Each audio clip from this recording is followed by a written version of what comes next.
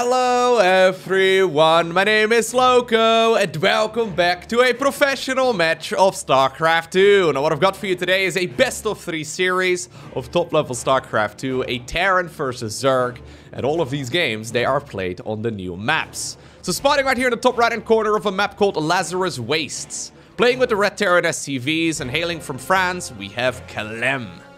His opponent, likewise also one of the very best players on the planet, from South Korea. We're looking at Dark's main hatchery. Alrighty, so if you're watching this video on the day that it goes live, these games were played yesterday as part of the OlimoLeague 2022 Invitational. I think that's what it's called. The 2022 finale and something along those lines. Regardless, in case you're unfamiliar, the OlimoLeague, they do StarCraft 2 tournaments with a twist. And this time around, the twist is, well, that apparently we're playing on the maps that did really well during the Team Liquid map contest that wrapped up a couple of months ago. There's a very good chance that we will be seeing at the very least Lazarus Wastes at some point in the future on the StarCraft 2 ladder as well, and therefore in tournaments too, just because I think it's excellent. And I think we are actually coming up on a new map pool pretty soon, right? It's been a little while. I think lately we've been changing map pools like, I don't know, twice a year or so. We're probably playing on the current map pool for at least coming up on 6 months, I would imagine. I'm not entirely sure. Anyhow, wouldn't be surprised at all if at least some of the maps we're going to be watching today are going to be part of the StarCraft 2 ladder map pool at some point in the future as well. Okay, now I was just gonna bring up the fact that Dark did decide to go for a very quick spawning pool. Then I looked at the production tab, and apparently he decided to follow up the very quick spawning pool with an even quicker Roach Warren. So this is stupid fast for a Roach Warren. This means that Dark is certainly gonna be sending a couple of those bad boys to watch the other side of the map. It's not uncommon at all right now in the current meta of StarCraft 2 to go for a pool first. We see this maybe 1 in 4, 1 in 5 games, especially on maps that are a little bit, you know, uncomfortable. Okay, Clem does decide to continue moving forward. Okay, Zerglings now, though, are shown. And Clem really does not want to lose that scouting worker here. So at this point, he doesn't know what he's going up against. And I love that little move here on the Zerglings. They even return back home right now. Because, yeah, this is exactly what he wants to get done. The Reaper now needs to come back. Because Clem assumes at this point that those Zerglings are going through to the left side of the map to try and get across. SCV, though, made a little bit of a victory lapse as well. He's probably guessing, okay, Zergling should be here, should be here, should be here. Yeah, he's looking around.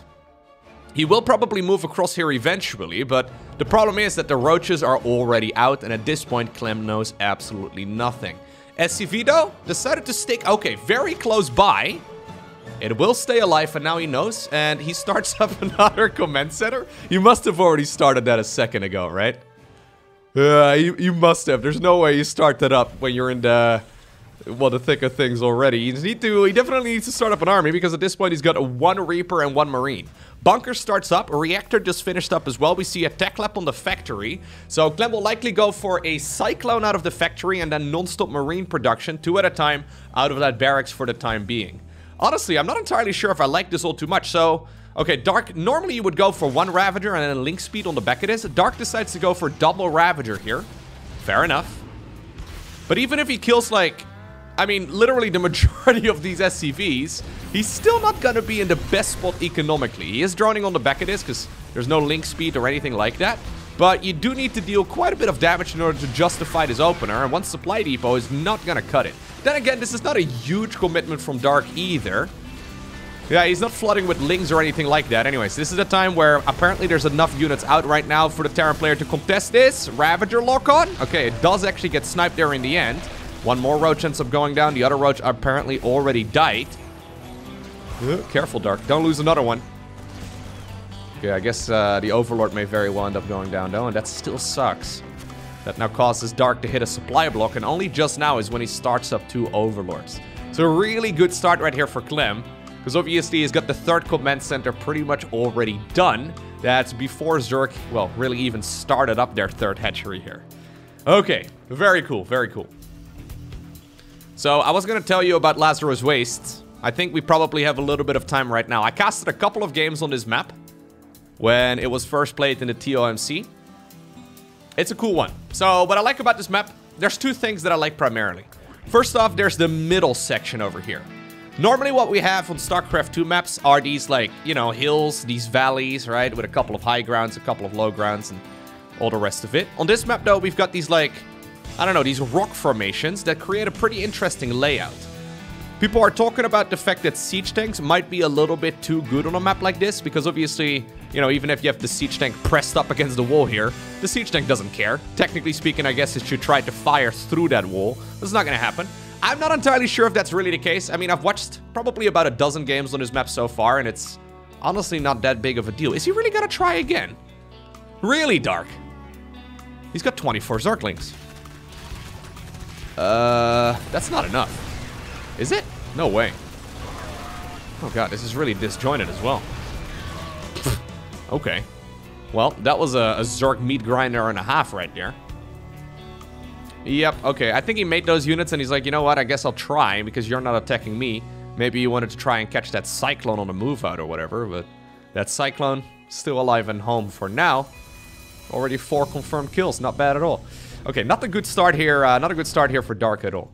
Anyways, the second thing that I really like about this map is that the first 4 bases, all very normal, right? Nothing all too crazy, other than, I guess, those rock formations. But then on the right side of the map, as well as on the left side, we've got these 3 bases that are all covered with rocks. And what's cool about them is that these are not the conventional 8 mineral bases, but they are actually 10 mineral bases. Which is not something we've ever seen before on the StarCraft 2 map, and apparently this map, it features... Yeah, it features 6 of those bases, which is kind of cool. So it's an entirely new thing that we really haven't seen in the 12 years of StarCraft 2 being around for, and... Well, apparently the map maker is like, yeah, let's make like half of the expansion on this map. Let's make those 10 mineral bases instead. And in the games I've seen so far, it actually works out really quite nicely. It really does work out very well. I remember casting that one game where I think it was Solar versus... I want to say Cure, but I might be wrong. And Solar looked at this map one time and apparently he hated it. He was not a fan at all. I think overall though, StarCraft 2 players, they're in general not a huge fan of these weird maps, right? What, you know, we would consider fun maps, they consider weird. They're not usually a massive fan of this variety, I guess, that we see here. But I think this map is like... It's reasonably weird. You know what I mean? I think this map is different enough for it to be interesting, but not so crazy that the pro gamers are automatically going to veto it in every single game. Maybe I'm wrong, but I'm hoping that we're going to see Lazarus Wastes at some point in the future. Anyhow, what exactly do we have right here from Dark? We've got a Roach Speed as well as +1/+1. This is all a little bit funky, but he's got a very good economy.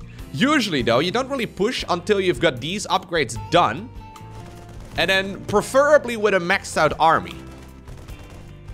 Dark is not even remotely close to a maxed out army, but if Clem decides to go for an attack of his own right now, he just finished up infantry armor and infantry attacks level 1. He's thinking about going for a move out. There is certainly a chance, even after this fantastic early game for him, that he's accidentally gonna walk into a Zerg army that just finished its upgrades. So Dark right now, just lying in wait. He wants to collapse on top of this army, but if he can fight it on creep, that certainly has the preference. Okay, now he scans. Clem, that is. He sees a couple of roaches and ravagers. But there's the Zerg army coming from multiple angles. That is absolutely terrifying. Not all of the tanks were sieged up just yet. Is there enough right here for the Frenchman to actually push through this? Certainly not. He needs to go back home. He's got a lot more units, but I think that was an all-army hotkey stimpak right there from Clem as well. Panicking maybe a little bit too much. The male Carrack here on the right side just observing this. We have the female Carrack. Ooh. Alright. Anyways, that'll be a story for another time.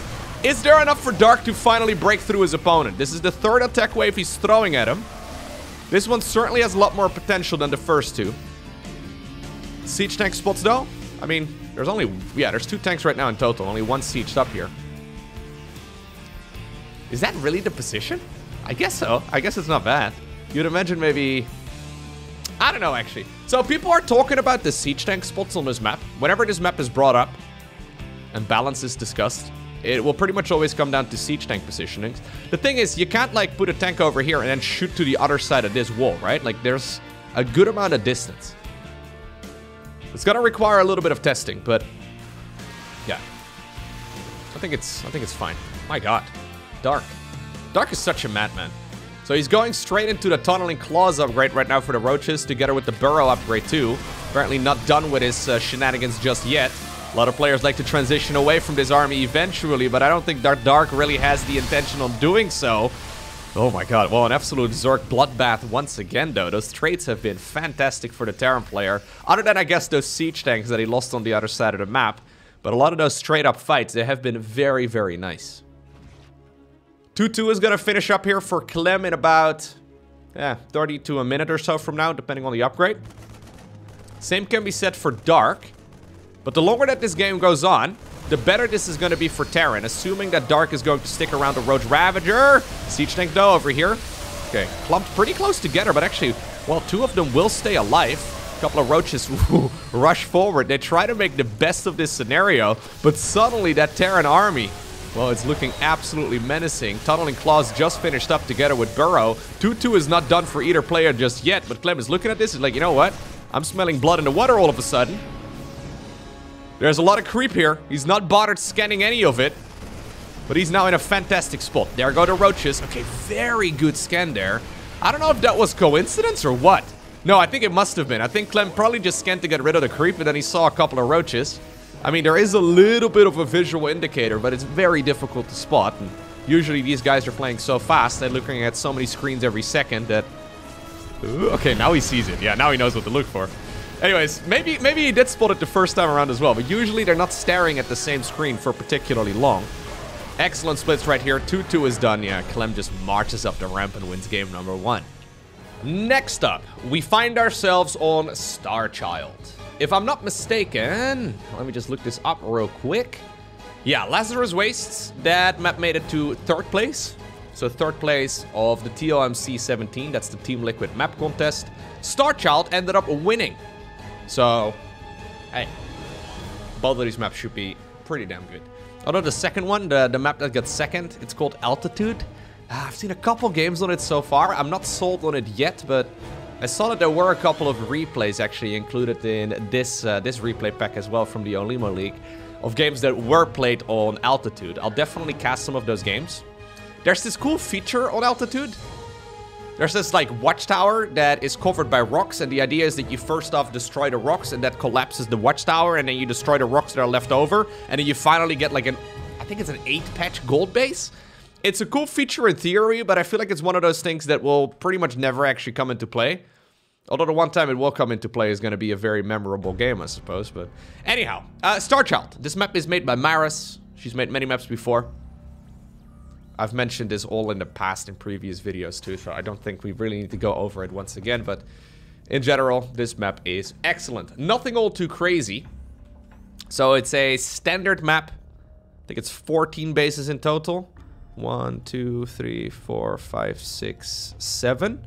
Yeah, and then it's mirrored on the other side of the map. Oh my god, I shouldn't be counting in a video. Counting! That gets dangerously close to math. Not a fan at all. Anyways. I mean, not that I'm not a fan of math, it's just math and videos when doing live commentary, very dangerous, okay? The only thing you can achieve is make yourself look like a fool. And I've done so many times before in previous casts. Someone could probably make a compilation of me, you know, not able to count. Maybe this was one of them. 1, 2, 3, 4, 5, 6, 7, 8, 9, 10, 11, 12, 13, 14. Yeah, it's definitely 14. Right? Right. And before I'm looking at this once again while I'm editing this video, and I count, and I get to like 16. Anyways, what exactly do we have? Clem decided to once again open up. Yeah, pretty normally here, so nothing all too crazy. He scouted to the other side of the map. Now the Reaper also comes in.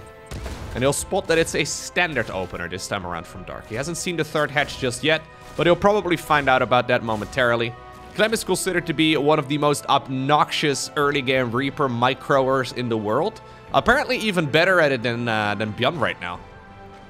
Obviously, this is Korea going up against France, meaning that the ping that they're playing on is probably like 100 something.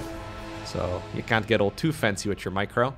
Anyhow, at this point, Clem has scouted the 3rd hatchery, so he knows exactly what he's playing against. And honestly, this is what you want to see as a Terran player, right? Even though the start in that previous game was really good for Clem, this is something that Clem has played against, well, tens of thousands of times. This is something you see in pretty much every single game of Terran versus Zerg that you'll play. So he's decided to go for a 1-1-1. No super quick third command center this time around. That does mean that he needs to deal some sort of damage on the other side of the map. I mean, at the very least, it always feels like it. He'll probably finish up the wall off here on the low ground with a third command center eventually. But if you don't do any damage with an opener like this, Zerg will usually just drone up that third hatchery really quick. And obviously, there's a variety of openers you can still go for. Ooh, okay. That's not the one I expected, but I'm a fan. Clem looking to get a quick 2-0 here as he decides to go very quickly into the concussive shells research. This is usually the last upgrade you get in the barracks tech lab, but apparently in this game it's going to be the very first. I'm assuming there's going to be an armory here momentarily as well, and what you do is you go for a Hellbat Marauder push. This has been quite common over the last couple of months, mostly because a lot of Zerg players, I mean Dark just showed us a bunch of roaches I guess, but a lot of Zerg players are pretty late on their baneling nests and their upgrades and all that. They try to just squeeze out as many queens and then a bunch of drones at once. Meaning that there's not going to be a baneling nest or, you know, there's not going to be any technology, or technology? That's not even a word, Lowko. There's not going to be a very technological army here for the Zerg player at all. He's instead just going to be relying on mostly queens and then a bunch of speedlings as well. Okay, there's the armory. Just about to finish up. Medevac loads up a bunch of Marauders. At this point, Dark still does not know what he's playing against. Liberator also coming up on the back of this. Dark is still droning. He needs to be very careful. How many queens does he have? 7 at this point in total. Surprise! It's Marauders. He wants to drop those, yeah, on the queens. So the concussive shells makes it difficult for them to back up. Now he loses the medevac. That is very, very expensive. Good targeting right there from Dark, who's now doing a fantastic job as well, splitting up those queens, trying to mitigate as much of that Hellbat splash damage as possible. Zerglings, though, are coming out, and he actually started up 2 spine crawlers. One in the third, one in the natural expansion, okay. Maybe this is because he doesn't really have a whole lot of, what did I call it? Technological? Anyways, he doesn't have a whole lot of tech. So because of that, I guess the spines are going to be pretty damn good. Yeah, losing that medevac really makes this tough, though. He made the best of this. Imagine if that medevac actually stuck around for a little while longer. So the Hellbats obviously can be healed by the medevac, but so can the Marauders. They would have been able to deal a lot more damage, I believe. Anyhow, still a sufficient amount of damage, but not a great amount. One Hellion here gets caught. Zerglings on the counterattack, also trying to catch a couple. Oh my god, they just run into the base. Hello. A couple of those Marines I thought is what they were gonna get, but... Okay, Clem. This is going from bad to worse. What you gotta keep in mind is that this is all off of the back of a very late third command center, right? And Dark is happily droning right now as well. Okay, so if you look at the economy, this is what I was a little bit worried for right now for our Frenchman. Yeah, that economy is only gonna look better as well because Dark is just about to finish up those 66 workers that he needs on the 3 bases that he's currently got. He's decided to go for a Baneling Nest right now together with Evo Chambers and then also a Spire. So he's gonna be playing Mutaling Bane. Macro Hatchery coming up in the main base. We've got a 4th Hatchery building here as well on the left side of the map, as well as one down south. So Dark is looking at the advantage that he's created for himself. He knows that his opponent is unlikely to make a move anytime soon, and he decides to go for 3 additional hatcheries. 11 Mutas also coming up because Dark, well, he could save up those resources because, again, he doesn't really have to be concerned with a counterattack anytime soon, and that means that Clem is completely in the dark. Most of the time, Zerg players will be teching up towards Hydras, or maybe Lurkers really quickly, or maybe even a very quick Hive. Yeah, Hive probably about as often as Mutas, but this is not something that Clem is currently aware of. He has not seen, well, the main base of the Zerg at all, but he's certainly not seen the Spire. Liberator coming in from the right side of the map. That one's also not going to spot anything. There's still no missile turrets in these bases. I think this is a corner that Clem is trying to cut right now. He knows very well that he's behind at this point, so he needs to, yeah, try and claw himself back into this match somehow. Obviously, missile turrets are really good, but then you're playing a straight-up game. Okay, now suddenly there's 11 Mutas in the main base. All of the defenses are over at the 3rd as well. How many SCVs can he get? I think the answer is too many. 10 is already too many, and he's not done yet.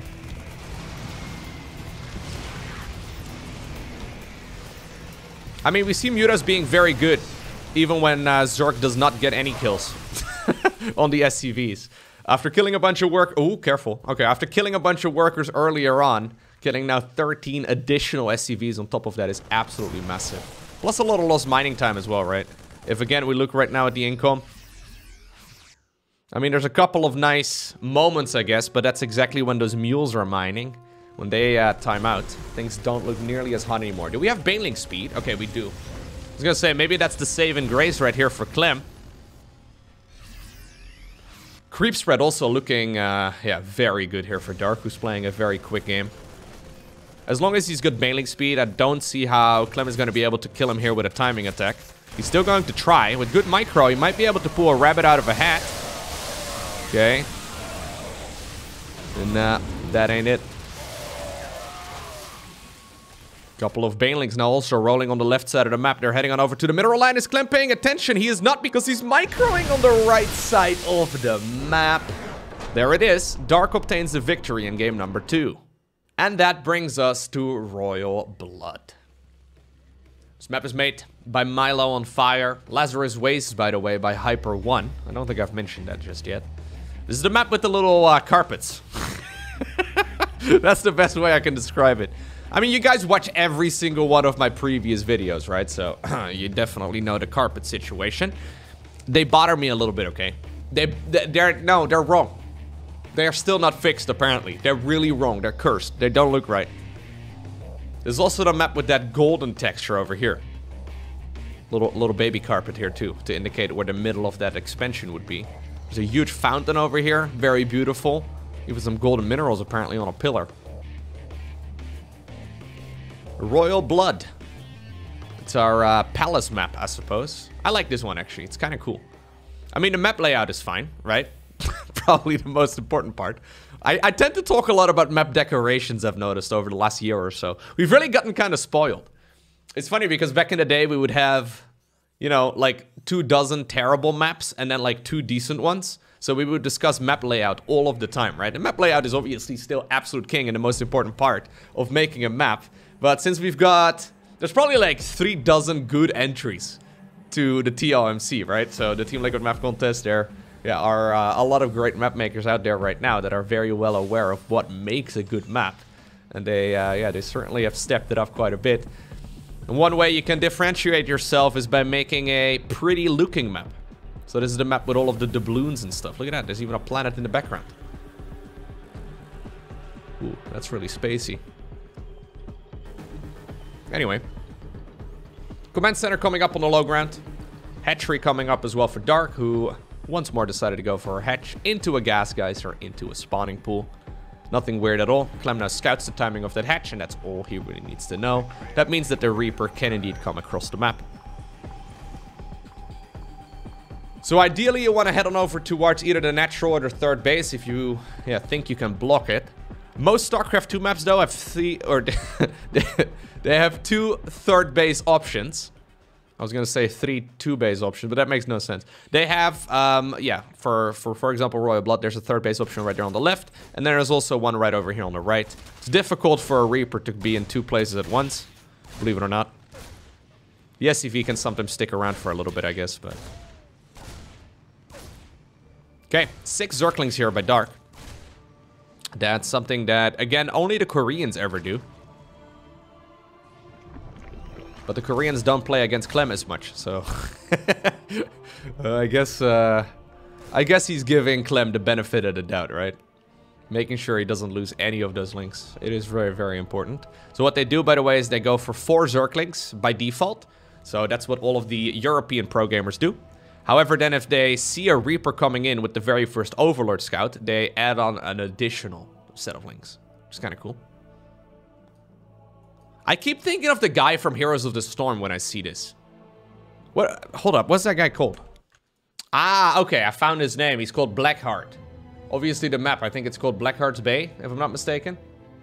Anyways, pretty sure this is the doubloons you fight over in Heroes of the Storm. They have to be. I think so, anyways. Could be a dragon somewhere, though. You never know. Oh, look, there's more over here on this side as well. There's even a little painting. I've seen that painting before on this map. Was it actually right up there, too? No, it wasn't. Nice. Anyways, Banshee coming up. 1-1-1 once again here from Clem. Nothing all too crazy. I mean, in the previous game, I guess he went for a bit of a spicy opener. Didn't work that well that time around. I mean, he got a decent amount of damage done. I can't imagine, though, what... Well, I can't imagine. But I would like to know what he could have done if he did not lose that medevac within, like, the first 3 seconds of the battle. You see that very frequently. So what you want to do is you want to drop the Marauders on top of the Queens, so the concussive shells will make it difficult or impossible for them to retreat. However, you don't want to send the medevac that far forward that the Queens can just fire it out of the sky, because, well, then you end up losing it. So it's a very delicate balance, and most of the time the medevac at some point during that first engagement does go down. But it's probably the most important unit, which is kind of ironic. Anyhow, this time around it's a 1-1-1 with a quick third CC, and then also the cloaking field on the Banshees. First Banshee's already out, rather than waiting for the second one. Clem has decided to send that one straight across the map. A couple of links here. Testing the waters, getting a scout. I think he saw what he needed to see. Did he? No, actually. Well, he saw the additional barracks, so I guess that's always nice, but he didn't see the starport. Spore crawlers, though, are still coming up. 5 minutes into the game. Yeah, that's actually too late. Conventional timing for a spore crawler is 4:30 against Terran. That way you can finish up the spore crawler. Takes about a half minute by the time that the Banshee or the Liberator would arrive. So at this point, I guess he saw the Banshee and he decided to put it down. Honestly, this very conservative movement, though, on the Banshee is a big indicator that it's probably going to be multiple Banshees. And honestly, when you see one Banshee, when there's smoke, there's fire. Now he sees the second one, too. Yeah, he knows that there's going to be follow-up aggression as well, and this gives him a little bit of time to put the Queens in a better spot. So Brenda and Karen here, look at them. With the cute little tippy toes. Marching back towards the base. Love to see it. Very, very good Overlord positioning, by the way, from Dark. Just very good army movement in general, right? He knows exactly what to look for. Despite the fact that this map is new, he's not going to be caught off guard very easily. Now, there is the classic 1-2 punch happening as well. So Banshees are likely going to try and get into the Natural Expo, while the Hellions will try and ride on over towards the third base. Yeah, what are you guys gonna do, huh? It's not good. Oh, okay. Overseer, hello? Hello, Overseer? Zerg so. In the meantime, yeah, apparently no longer needed to fend off those Hellions. They decided to go across the map, and it's working out brilliantly. One of the Banshees goes down. Zerg can get a ton of damage done as well. They now decide to dive on top of the Marines. Maybe a little bit overly ambitious, but he still gets more SCVs, and actually, no. Can't believe I was doubting Dark there. I don't think that that was necessarily the move that everybody would have made, but 16 SCVs there in total, a bunch of Marines as well, at the cost of just a handful of links. And these Hellions, they're still not getting anything done, right? These Hellions, they were protected by... I mean, the Zerglings and the Queens, they were charged with protecting these Hellions. And then as soon as the Hellions joined up with the Banshee, Dark saw the army movement, right, on the minimap. He's like, wait a second. If that's the case, the Queens alone should be more than enough, and I'm going to send the links across instead. Okay. Not the end of the world for Clem, but not a brilliant situation either. He decides to now add on 3 more barracks on top of the 5 he's already got. That usually means that Terrans want to stick around on these 3 command centers for quite some time. So what you do is you go for 8 of those barracks, and then you just pump out units. You just pump out unit after unit. 2-2 actually not as quick as we'd like to see it, because the armory is a little bit delayed. Not a bad situation for Clem, but not a great one either. 1-1 is about to finish for Dark. Actually, not quite. It's going to be a little while longer. Double macro hatch in the main base as well. Another hatchery over here, and then another hatch down south. He certainly added on a lot of tech. Okay, I think this is the right move. I don't think you can really fight in this choke point. So giving up that hatchery is definitely not a bad idea. Once again, thinking about going for the counterattack. Those drones are safe. They can continue mining on the left side of the map, but it's going to be a moment. Are there enough defensive units here? Enough reinforcements for the Terran to push back that army? Looks like yes, there is. Or there are. Okay. And he's pushing aggressively as well while defending at home. That one hero Reaper from the early game still around. 6 confirmed kills, by the way. It is going to eventually end up going down. Queens here, fighting just by themselves, together with a couple of Zerglings against a big group of Marines. 19 SCVs, though, just ended up going down on the side of the Terran player. Let me actually back off here for a second, because I think I must have missed that. Yeah. So this is while that fight is happening. Well. That was a pretty long engagement too, but for some reason, no SCVs were pulled, and many of them were damaged in the making of that, that shot. Anyways, 20 SCVs here in total. And that now means that Clem needs to get something done. He no longer has the option of just testing the waters and diving a little bit onto creep and then sniping a couple queens. He needs to go deep here and get significant damage. Now this is really nice. That was the hatchery on the left side of the map that those drones rather evacuated to. 11 of them go down. Okay, Siege Tank here being annoying. He's also pushing again on the right side of the map. Medevac's helping out in that department too. Still though, 64 workers here versus 48, but army-wise, this is looking really nice for Clem, who's now sitting at 90 army supply versus only 51. Getting another Overlord, not a bad idea either. Dark decides to commit towards 2-2 upgrades. He's going straight into a Hive, so no tech at all this time around. He's going straight towards Ultras. I think that's eventually the plan here, but that's a couple minutes still away. That's, I guess, why those additional macro hatcheries are made. Okay, can he grab that? No, he can't. Good targeting as well by Clem on those Banelings. Army here on the left side of the map. Suddenly everywhere. Dark thinking about going for a full-on counterattack once again, but that's gonna cost him dearly. Sure, you can kill those SCVs, but... Oh, well, you know what? If you can get them all in a heartbeat, not bad at all. That is now 54 workers killed in just a couple of minutes. He needs to address his main army, though, and I'm a little bit concerned that by trading out all the SCVs... Is he gonna have enough? I mean, Banelings on Creep are obviously really, really strong. He starts up more of them right now. Would love to see the army here on the right side moving forward as well, and that's exactly actually what Clem does with his main army. He wants to get on top of those Banelings before they finish morphing in, and in a nail-biter of a game, it is eventually Clem, despite the fact that he lost all of his economy like 3 times, it is eventually Clem who obtains the victory.